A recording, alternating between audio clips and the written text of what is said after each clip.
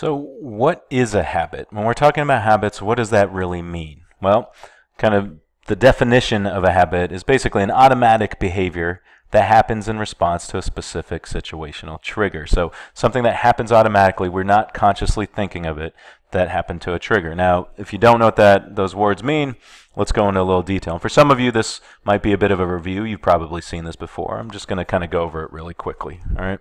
So the idea being habits come from having a trigger. So a trigger is a situation, a place, a feeling, or action. So let's say my trigger for a habit is when I get home from school. Okay. It's a particular place and situation. All right.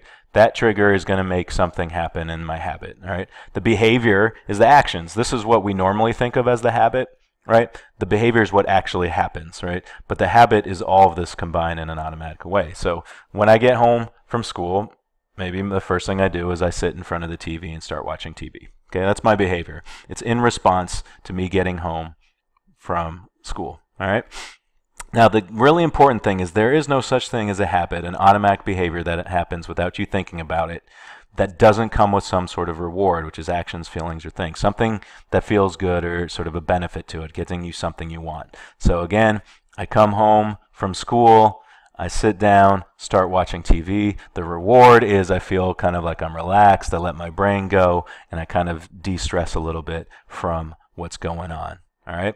And then this becomes a habit that kind of loops itself. So now if I do that enough, it becomes a point where every time I come home, I sort of automatically sit down and watch TV. I'm not even really thinking about it. Even if maybe I planned beforehand to do something else, this is happening to me, and then I'm getting this reward of those feelings, and it keeps going back and forth. Again, there is no habit that happens if you are not getting some reward. If something good isn't coming from it, that is just something you do. It won't become an automatic habit that you don't think about.